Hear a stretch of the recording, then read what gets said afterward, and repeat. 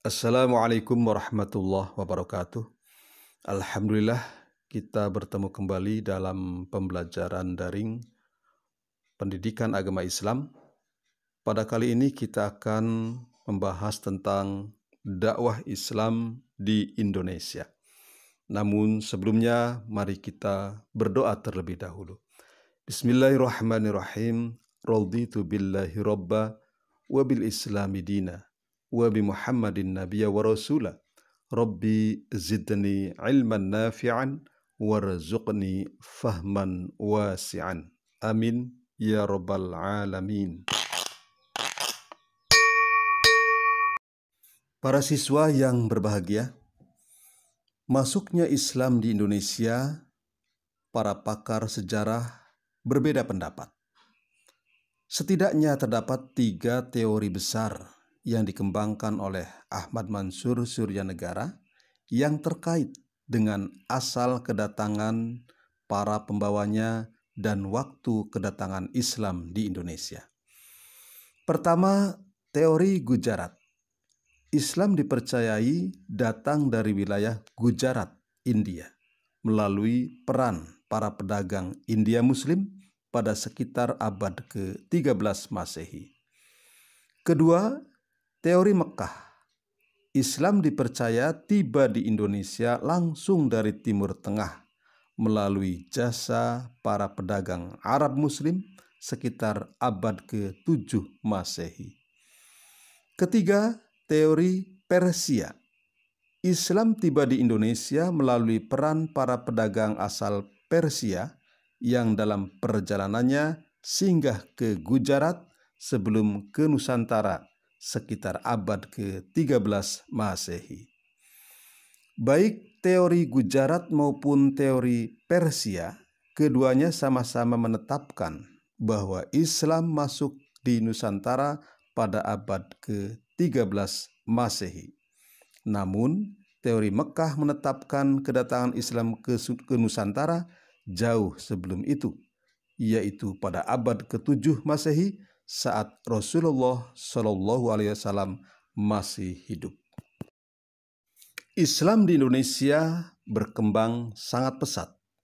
Ini tidak lepas dari strategi penyebaran Islam yang dilakukan oleh para mubalik terdahulu. Adapun strategi yang dilakukan oleh para pembawa Islam ke Indonesia, pertama adalah dengan cara perdagangan. Pada tahap awal, saluran yang dipergunakan dalam proses Islamisasi di Indonesia adalah perdagangan.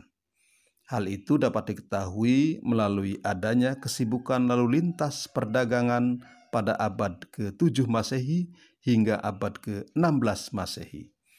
Aktivitas perdagangan ini banyak melibatkan bangsa-bangsa di dunia, termasuk bangsa Arab, Persia, India, Cina, dan sebagainya.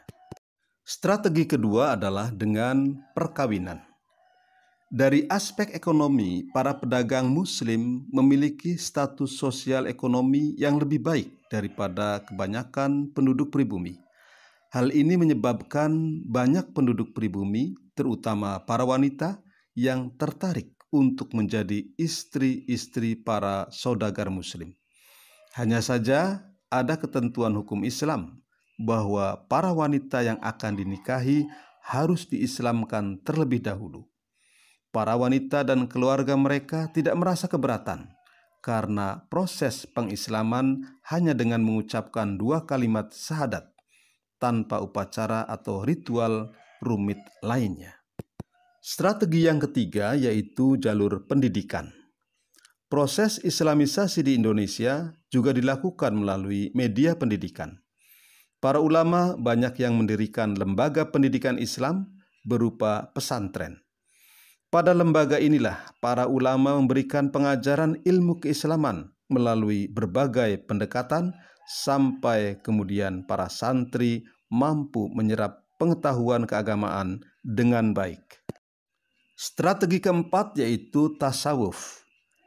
Jalur lain yang juga tidak kalah pentingnya dalam proses Islamisasi di Indonesia adalah tasawuf. salah satu sifat khas dari ajaran ini adalah akomodasi terhadap budaya lokal, sehingga menyebabkan banyak masyarakat Indonesia yang tertarik menerima ajaran tersebut. Strategi kelima adalah jalur kesenian. Saluran Islamisasi melalui kesenian yang paling terkenal adalah melalui pertunjukan wayang. Seperti diketahui bahwa Sunan Kalijaga adalah tokoh yang paling mahir dalam mementaskan wayang. Dan strategi keenam yaitu jalur politik. Di Maluku dan Sulawesi Selatan, kebanyakan rakyat masuk Islam setelah rajanya masuk Islam terlebih dahulu. Pengaruh politik raja sangat membantu tersebarnya Islam di wilayah ini. Jalur politik juga ditempuh ketika kerajaan Islam menaklukkan kerajaan non-Islam, baik di Sumatera, Jawa, maupun Indonesia bagian timur.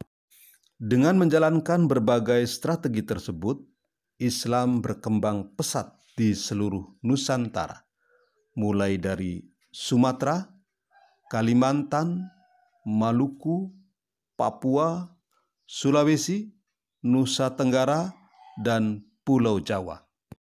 Dan dalam perkembangannya banyak berdiri kerajaan-kerajaan Islam di Nusantara, yaitu Samudra Pasai, Kerajaan Aceh, Demak, Pajang, Mataram Islam, Cirebon, Banten, Makassar, Ternate, dan Tidore.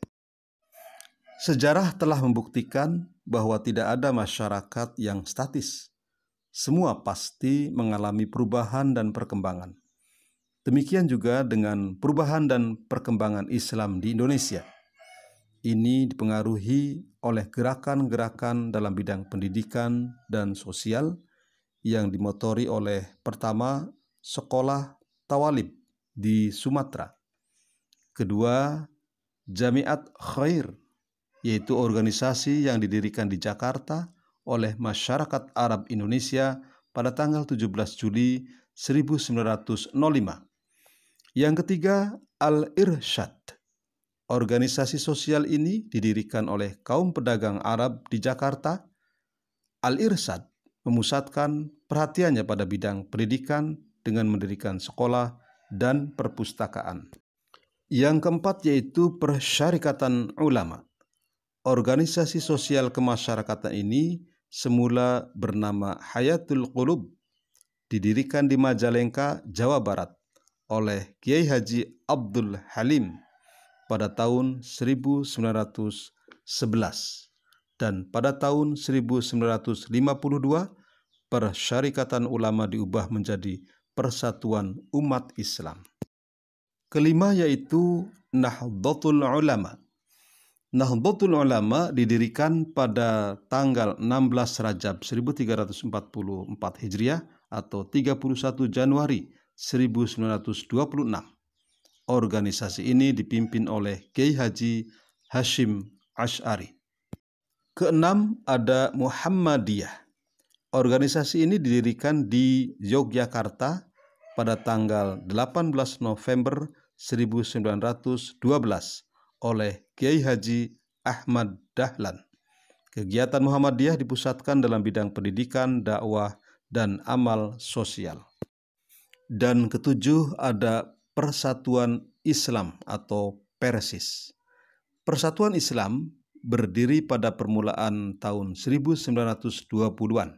Tepatnya pada tanggal 12 September 1923 di Bandung.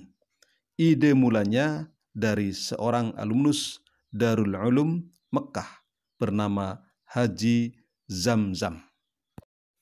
Adapun di Pulau Jawa, ada tokoh-tokoh penggerak utama dalam penyebaran Islam dan telah menggoreskan nilai-nilai keteladanan.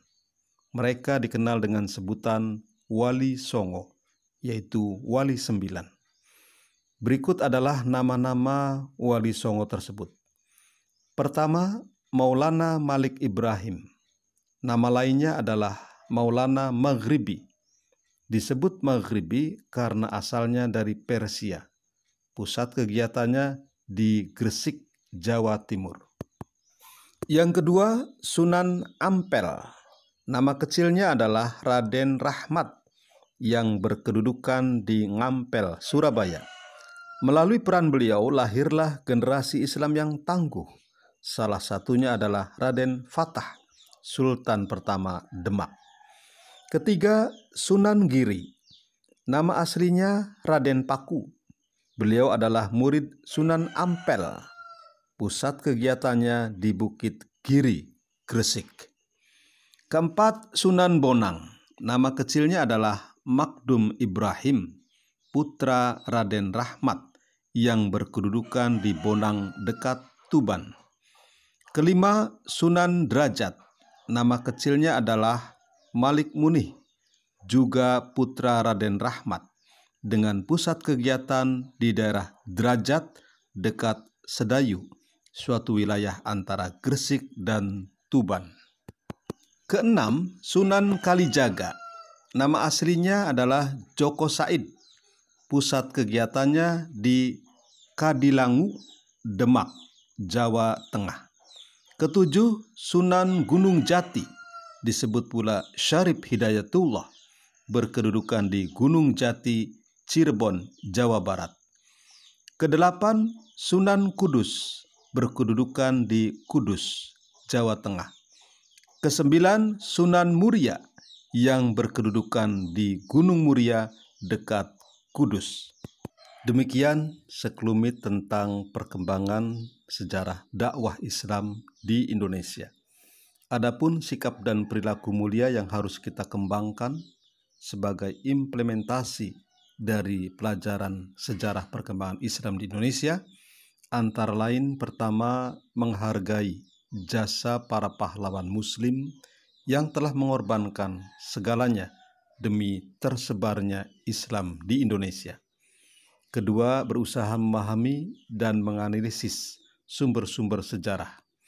Yang ketiga, meneladani sikap dan perilaku para tokoh pada masa permulaan masuknya Islam yang mengedepankan cara damai. Mari kita akhiri dengan doa. Bismillahirrahmanirrahim. Allahumma arinal haqqo haqqo warzuqna tiba'ah wa arinal batila batila warzuqna jtinabah. Amin. Walhamdulillahi rabbil alamin. Wassalamualaikum warahmatullahi wabarakatuh.